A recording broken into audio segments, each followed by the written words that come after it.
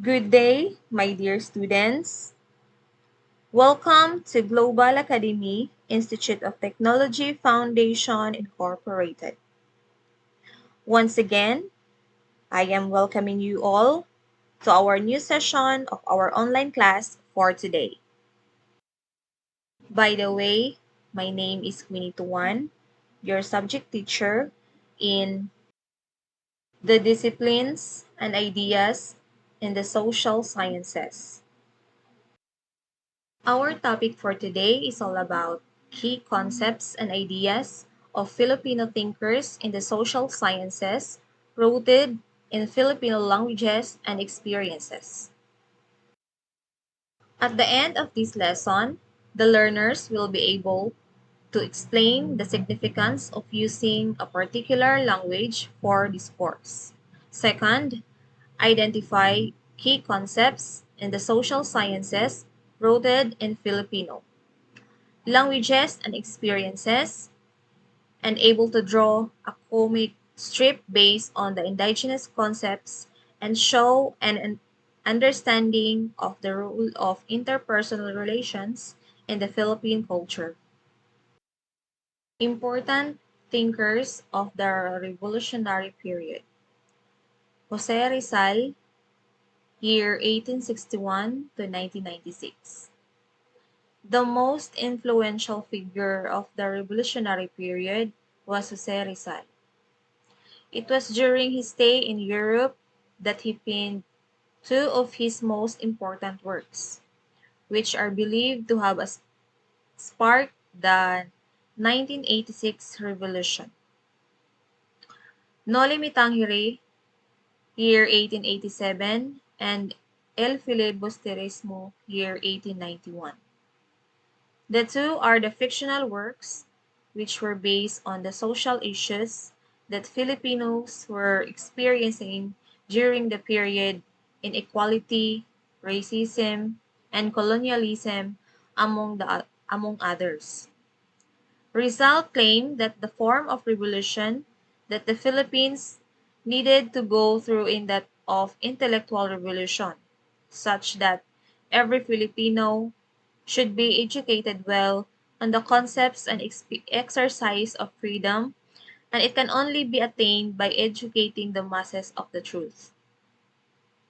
A truth that is based on science and rational thinking, and none from the morality based education provided by the church. Andres Bonifacio, year 1863 to 1897.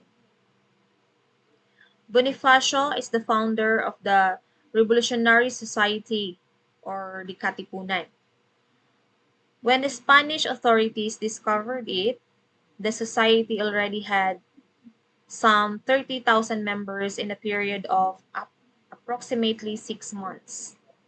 3 days after the founding of the La Liga Filipina, Rizal was banished to the Pitan in Mindanao, the southern part of the Philippines, and Bonifacio, a member of La Liga, thought that was the end of the line and founded the Katipunan, or the Agripaldo, year 2013. According to the Bonifacio, a man's worth is not measured by his station in life, neither by the height of his nose, nor the fairness of skin, and certainly not by whether he is a priest, claiming to be God's deputy. Even if he is a tribesman from the hills and speaks only his own tongue, a man is an honorable man if he possesses a good character, is true to his word, has fine perceptions, and is loyal to his native land. Apolinario Mabini, year 1864 to 1903. Apolinario Mabini became well known in Philippine history as the sublime paralytic and the brains of the revolution. Mabini was born to an illiterate farmer and market vendor with 7 other children in Tanawan, Batangas. Mabini had no initial economic and social capital that could have secured him a good education. Nevertheless, he was able to receive scholarships and part-time jobs teaching children, which allowed him to complete a Bachelor of Arts degree at the Colegio de San Juan de Letran and a Bachelor's of Laws at UST.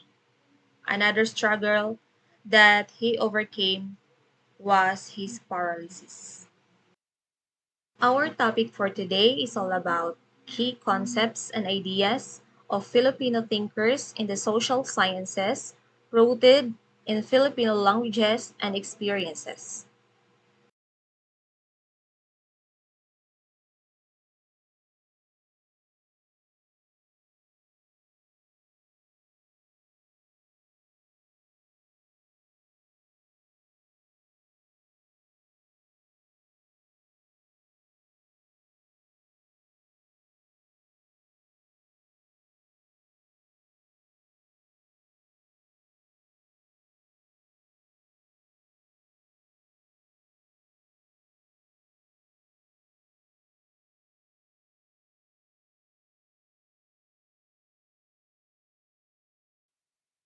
Claro M. Recto. So, Claro M. Recto became known as the most foremost statesman of his generation due to the various nationalistic writings that he made as a senator. Recto became known for his advocacy of highlighting Filipino nationalism as opposed to the colonial backdrop that most people were embracing. He was often heard and read advocating the Filipino First policy, where he claimed that our country's development will depend on the extent by which of our country and its interests would be prioritized before those of other countries, especially our former colonial masters. For Recto, a true free government is that which is capable of making economics and social decisions for its citizen without placing as its primary consideration to the interest of other governments. Now let's talk about the core values or kapwa, or in other words, is togetherness. The concept of kapwa or the shared identity is the core of Psikolohiyang Filipino at heart of the structure of Filipino values. Pakikipagkapwa means treating the other persons as kapwa or fellow human being. The two categories of kapwa is number one, ibang tao or the outsider. Pakikitungo or the civility. Pakikisalamuha, act of mixing. Pakikilahok, act of joining. Pakikibagay, act of conformity. Pakikisama, being united with the group. Number two, hindi ibang tao or insider, or in other words is one of us.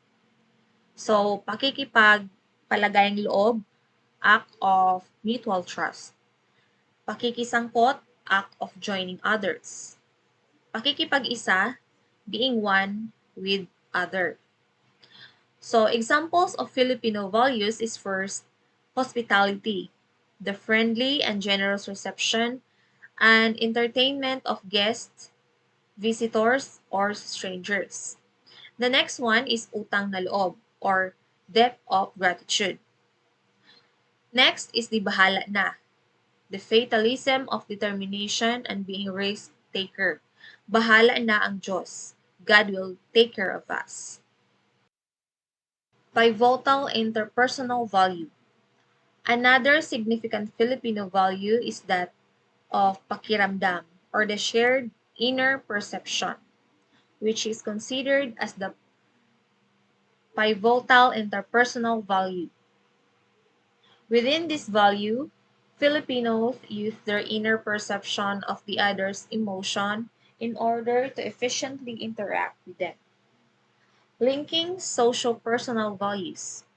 So another value that contributes to our practice of pakikipagkapwa is that of kagandahang loob or the shared humanity, in which this value shows an act of charity towards others. The practice of bayanihan or community-based action entails the participation of the community on the task that is meant to improve the quality of life and livelihood of the members of the locality. Various terms from different locality used to refer to bayanihan. The Pintakasi from Samar, Kapaniyedungan from Batanes, Tiklos from Leyte, and Batarisan from Southern Tagalog. Accommodative surface values. The bayanihan or any form of kagandahang loob is always framed within another set of Filipino values, which are labeled as accommodative surface values. These values include hiya or the propriety slash dignity, utang na loob, debt of gratitude, and pakikisama is companionship. Confrontative surface values.